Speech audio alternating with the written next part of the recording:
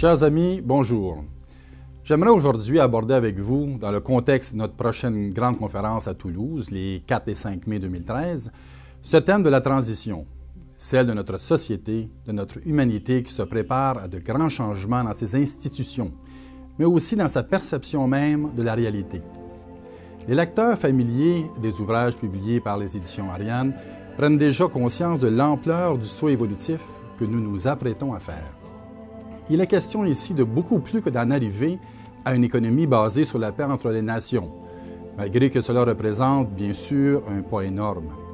Car l'appel que les guides de cette humanité nous lancent, c'est de s'éveiller à une dimension de nous-mêmes qui nous donne accès à une perspective de la vie au-delà du plan physique. Innée est notre capacité de multidimensionnalité. Les grands maîtres qui nous ont précédés l'ont affirmé et l'ont d'ailleurs démontré par l'exemple de leur vie.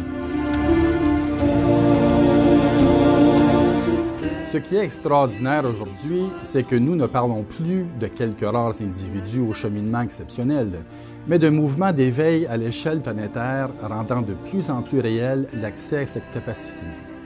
Ainsi, un nombre croissant d'individus démontreront, par l'exemple de leur vie, à l'instar des maîtres avant eux, leur ressenti et leur perception de la vie multidimensionnelle. De plus en plus d'auteurs, notamment, nous parlent de la 5e dimension, qui d'ailleurs semble être un standard universel. Certains avec plus d'affinité pour l'aspect scientifique de la chose, d'autres en tant que channel des maîtres et des frères de l'espace. Les différents systèmes solaires, galaxies, sont attirés. It's going to be the people with the spirit, with the energy, with the innovations in every field connecting. Ariane Édition se passionne pour le sujet. Par exemple, la Terre reçoit par vagues croissantes un type particulier de particules subatomiques que certains nomment particules adamantines et qui entraînent une variété d'effets tant dans le corps physique que sur le plan de la claire sensitivité et aussi d'un pouvoir de manifestation accru pour ceux qui ont le cœur en éveil. Citons simplement un exemple ayant trait au corps physique. Parmi les effets sur ce corps, il y a la stimulation du thymus.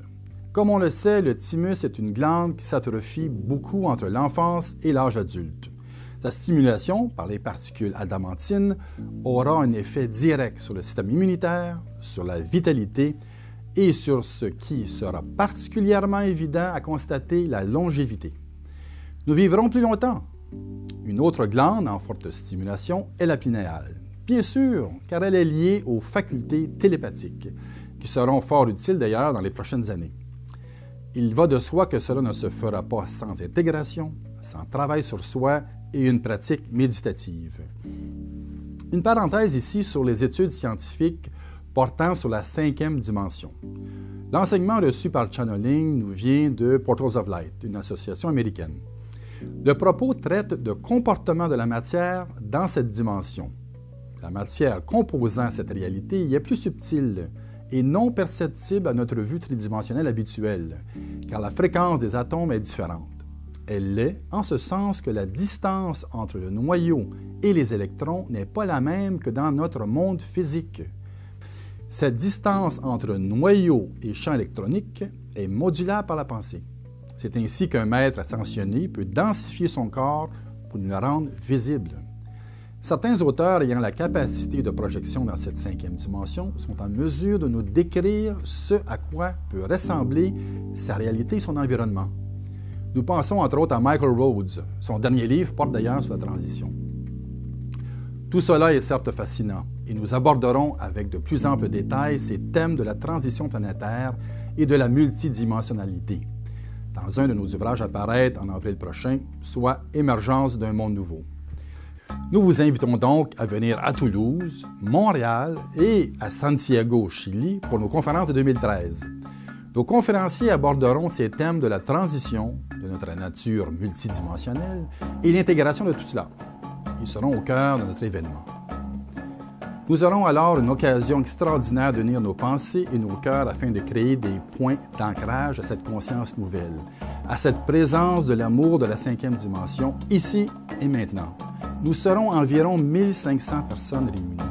Vivons ensemble à Toulouse ce rapprochement du cœur et unissons-nous ainsi un vaste mouvement d'éveil planétaire.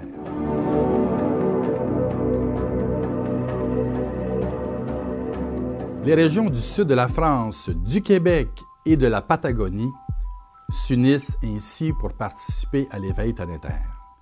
Pour symboliser cette union, une œuvre artistique basée sur la fleur de vie sera créée progressivement en ces 3 lieux, sur les 3 ans. Déjà amorcée à Montréal en octobre 2011 et 2012 et à Toulouse en mai 2012, cette œuvre se poursuivra en mai 2013 et au Chili. Je me présente, Cindy Daou, enseignante et artiste visuelle à partir de la lumière, de la couleur et des ondes de forme. Je me lie à l'expression créatrice par l'art comme outil de transformation pour la manifestation de la paix et de la joie intérieure. C'est l'expression d'un art nouveau pour favoriser un monde responsable, conscient et engagé. Pour cet événement de l'émergence d'un nouveau monde, je vous propose une œuvre originale intégrant la peinture, le bois et le vitrail.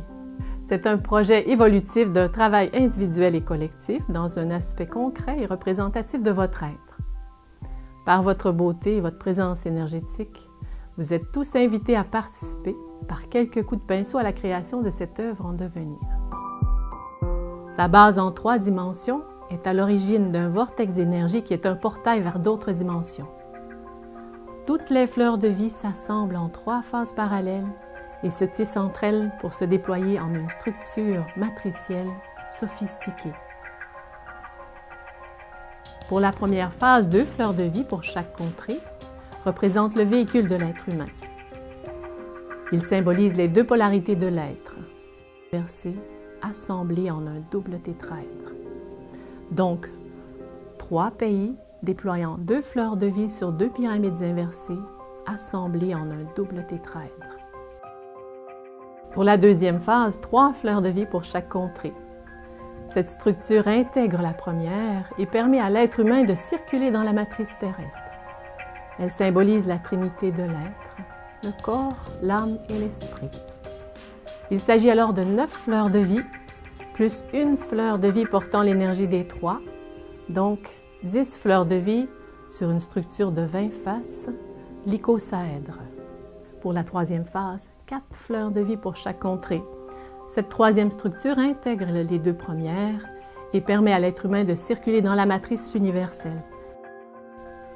Elle est composée de 12 pentagones, avec un vitrail en chaque centre, comprenant les 4 fleurs de vie des 3 contrées.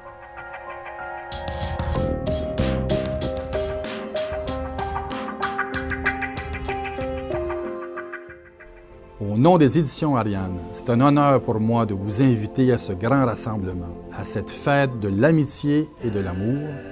Il est temps que ce mot révèle toute sa dimension spirituelle. L'année 2013 est celle de notre 30e anniversaire. Venez fêter avec nous ce nouveau monde en émergence. Merci et de tout cœur.